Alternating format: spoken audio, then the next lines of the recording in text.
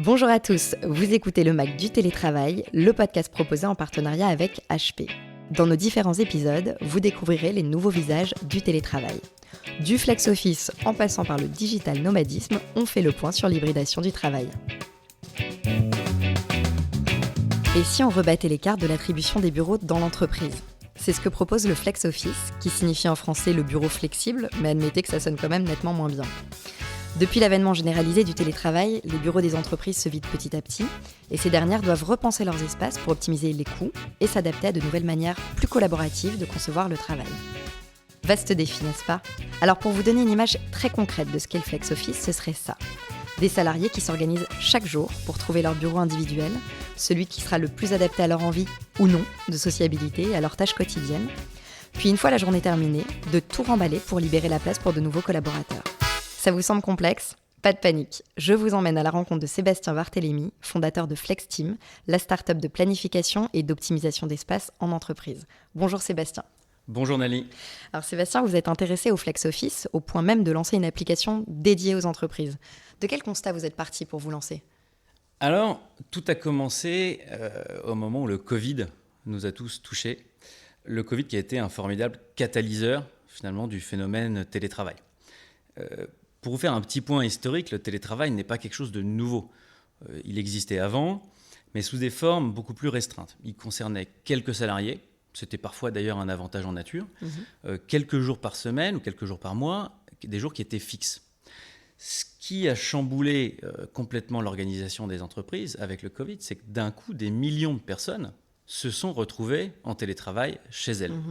Donc bien sûr, on est parti de cette situation, mais ensuite, pour appuyer et conforter cette première analyse, on est parti à la rencontre des professionnels, des ressources humaines, des chefs d'entreprise, et c'est comme ça qu'on a mené plus de 200 interviews de DRH notamment pour nous expliquer leur vision, leurs problématiques et comment ils concevaient l'organisation du futur.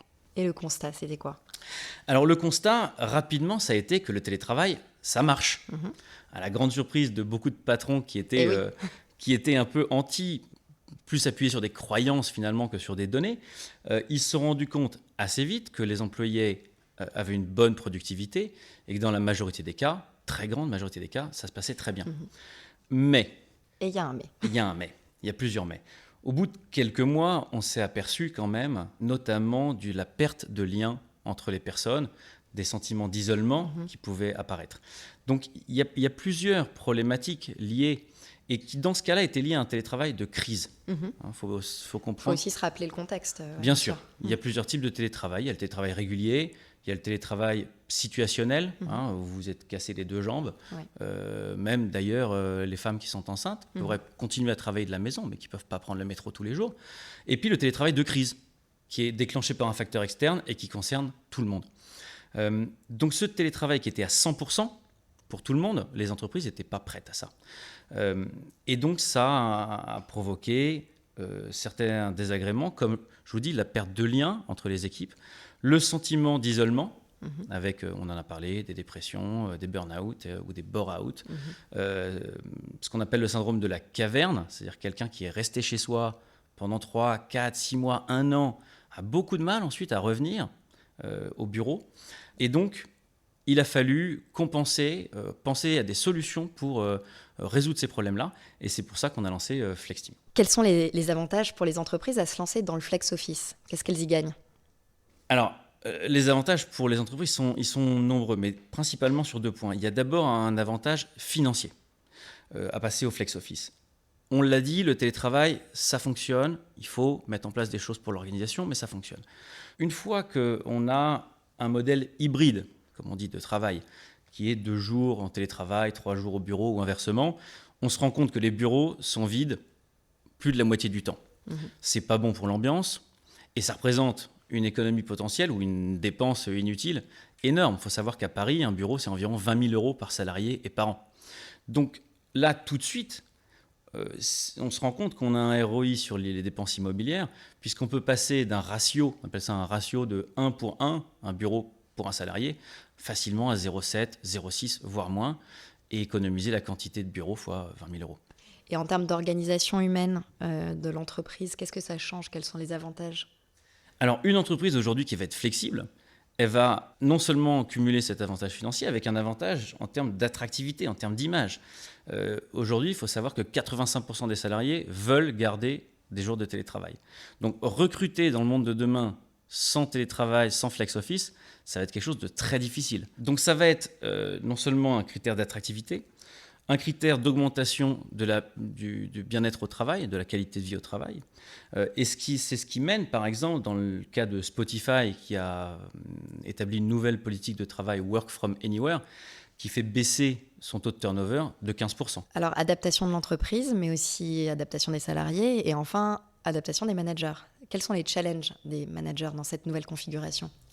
Alors, les managers, finalement, c'est les grands oubliés, mais aussi les grands perdants de ce changement-là, puisqu'ils sont pris quelque part entre le marteau et l'enclume, l'entreprise qui leur demande de continuer, d'assurer une productivité, et les salariés qui sont en demande de plus de liberté, de flexibilité.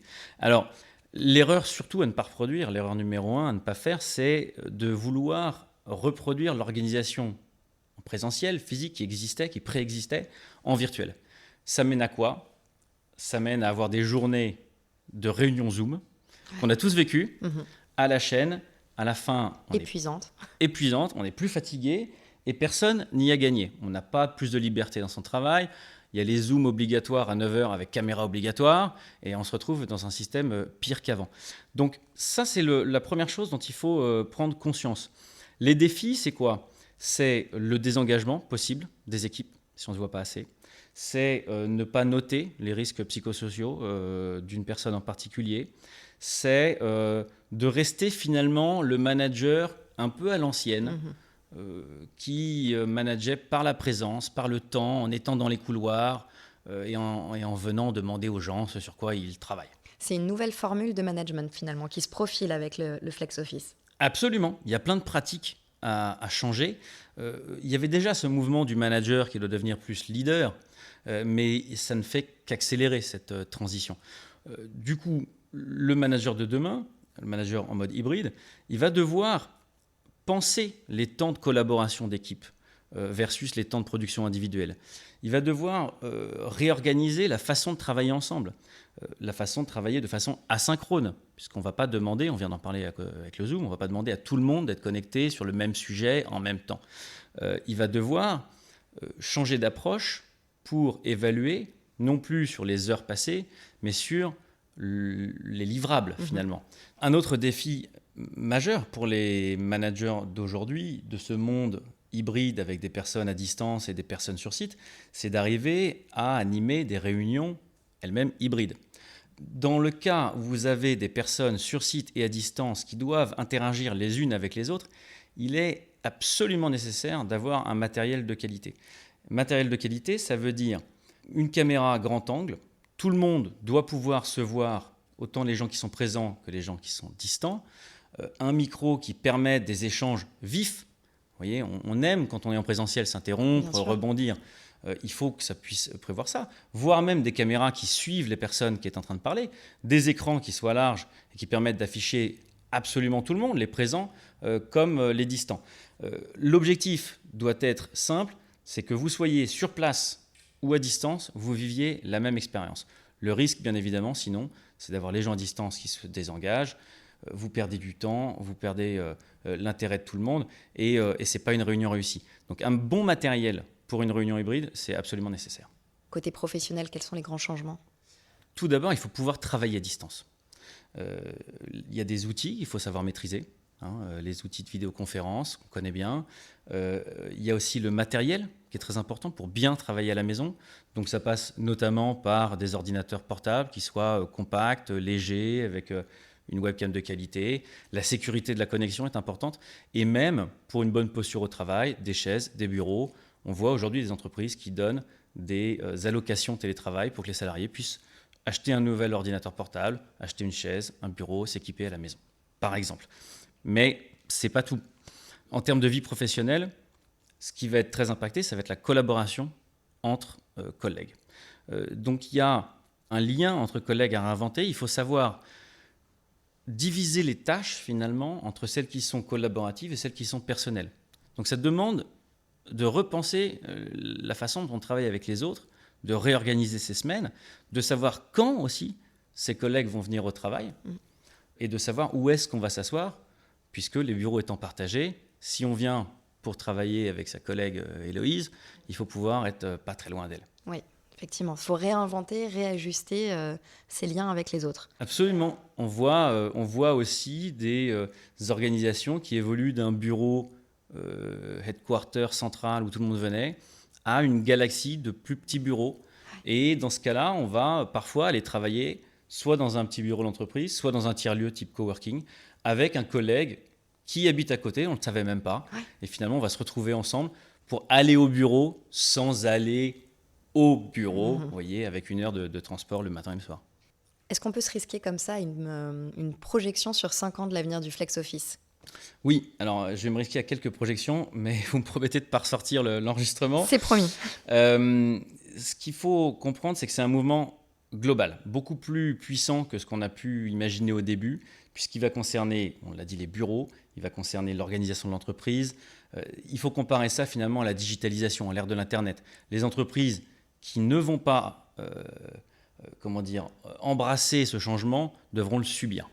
Donc quelques prédictions qui sont issues des interviews et du contact que j'ai avec les entreprises. Tout d'abord, le rôle du bureau. Je vous le disais, on va passer certainement d'un gros bureau à une galaxie de petits bureaux. On va inclure des tiers-lieux. On collabore avec une start-up qui s'appelle Néonomade, qui propose des tiers-lieux sous forme de cartes, de passes à utiliser la journée. Le rôle des espaces va être très important. On parle de territoire d'équipe maintenant pour se retrouver, qu'on va pouvoir aussi mélanger pour désiloter l'entreprise. Avant, vous étiez assis à un étage. S'il y a une personne à l'étage 3 étages au-dessus, parfois vous ne la connaissiez pas. Donc ça va énormément bouger. On parle aussi, une des conséquences, de global hiring. En tout cas, déjà à l'échelle de la France, si un de vos salariés parisiens a déménagé à Marseille, qu'est-ce qui vous empêche, pour un nouveau poste, d'envisager un recrutement à Marseille, avec un salaire qui ne sera pas tout à fait le même qu'un salaire parisien. Donc ça veut dire, global hiring veut aussi dire hyper turnover. Les gens vont pouvoir candidater des entreprises partout en France, voire dans le monde, si vous parlez anglais. Donc ça veut dire qu'un ingénieur français pourrait potentiellement se faire recruter par une start-up américaine au salaire américain. Donc un turnover important, d'où l'intérêt d'essayer de les retenir avec une meilleure qualité de vie au travail. Aussi en termes de déménagement, on a abordé ce point tout à l'heure, donc ça va jouer sur la géographie. Les villes moyennes vont sûrement être les grandes gagnantes. Les villes moyennes notamment connectées par le TGV. Et dernier point que je pourrais dire, c'est sur l'organisation vraiment du travail. On l'a abordé, mais cette façon de travailler sur des livrables de façon asynchrone va complètement chambouler le rapport qu'on a à la fois dans le temps et dans l'espace avec le bureau. Très bien. Merci Madame Irma, Sébastien Barthélémy pour ses prévisions. Et merci aussi pour notre échange qui était passionnant. Je rappelle, Sébastien Barthélémy, que vous êtes fondateur de flexteam.fr, l'application du télétravail et du flex office en entreprise. Merci à vous, à bientôt. Merci Nali. Cet épisode vous a été présenté par HP. Retrouvez les autres épisodes du MAC du télétravail sur capital.fr et sur toutes les plateformes de téléchargement et d'écoute de podcasts. Avec HP, travaillez sereinement, télétravaillez sereinement.